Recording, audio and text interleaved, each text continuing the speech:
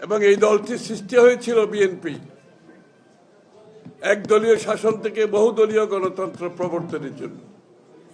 এই দলটি সৃষ্টি হয়েছিল বাংলাদেশের মানুষের অর্থনৈতিক মুক্তির জন্য। এই দলটি সৃষ্টি হয়েছিল স্বাধীনতা সার্বভৌমত্ব রক্ষার জন্য।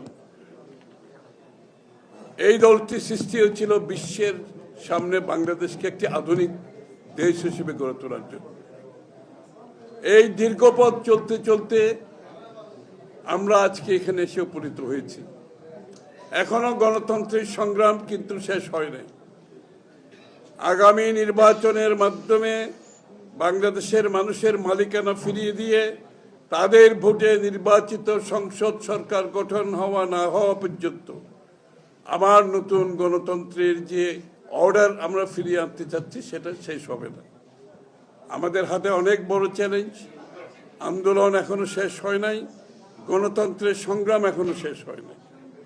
এই সময়ে যারা আমাদের সাথে বিগত আন্দোলনে দীর্ঘ সময় ধরে যুগপৎ আন্দোলনে আমরা ঐক্যবদ্ধভাবে রাস্তায় লড়েছি, তার মধ্যে এলডিপি অন্যতম দল এবং সাদাত হোসেন সেলিমের নেতৃত্বে এই দলটি তারেক রহমানের নেতৃত্বে ঐক্যবদ্ধ সংগ্রামের মাধ্যমে স্বৈরশাসকের পতন ঘটিয়েছে। যত সৈনিক রাস্তায় ছিল তার মধ্যে সাদাত হোসেন সেলিম এবং তার দল আমাদের পাশে লড়েছে রাস্তায় থেকে। সুতরাং যারা সেই গণতন্ত্রের বিশ্বাসী দল, যারা ত্যাগ স্বীকার করেছে, বিএনপির পাশে থেকেছে, আজকে সেই দলটি বিএনপির সাথে তাদের দল বিলুপ্ত করে একাকার হয়ে গেছে, জড়িত হয়েছে।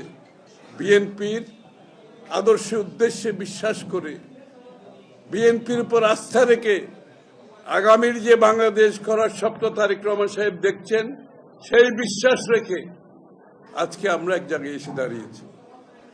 এটা অত্যন্ত গুরুত্বপূর্ণ একটি সময়।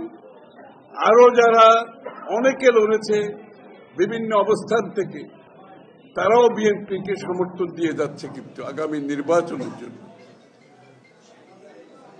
সাদাত হোসেন সেলিম তার দল বিলুপ্ত করে এসেছেন।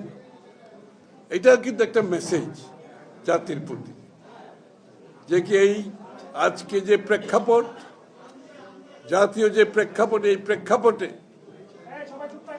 যে আমাদেরকে ঐক্যবদ্ধ থাকতে হবে।